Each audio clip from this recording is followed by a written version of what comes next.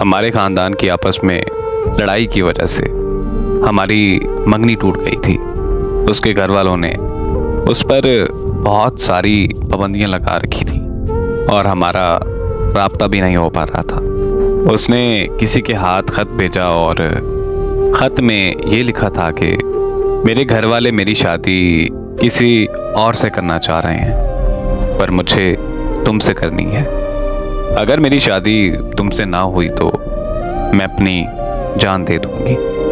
Please तुम जैसे भी करो मुझे यहाँ से ले जाओ। मैं उसका ये खत पढ़कर बहुत ज़्यादा रोया, पर मैं इस मामले में कुछ नहीं कर सकता था क्योंकि हमारी उम्र 18 साल से भी कम थी। कोर्ट मैरिज भी हमारी नहीं हो सकती थी। मैंने उसे खत लिखा कि कुछ महीने इंतज़ार कर लो, हम 18 साल के होते ही कोर्ट मैरिज कर लेंगे। उस खत का कोई जवाब नहीं आया।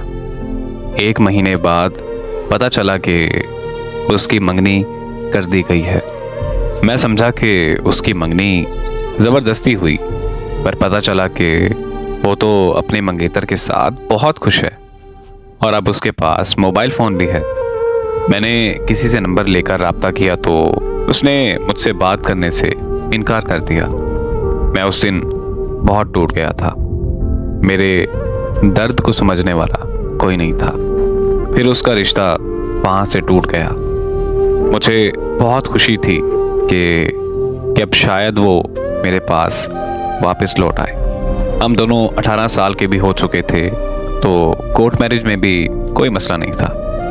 मैंने उसका बहुत इंतज़ार किया लेकिन वो वापस नहीं आई, बल्कि अब वो किसी और के साथ शादी करने जा रही है, जबकि वो लड़का नहीं बल्कि पहले से एक शादीशुदा आदमी है और उससे उम्र में भी 20 साल बड़ा है।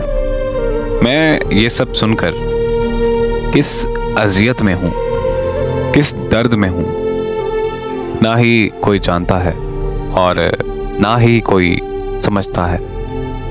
मुझे बहुत अफसोस होता है कि वो ऐसी तो नहीं थी, पर न जाने वो ऐसा क्यों कर रही है।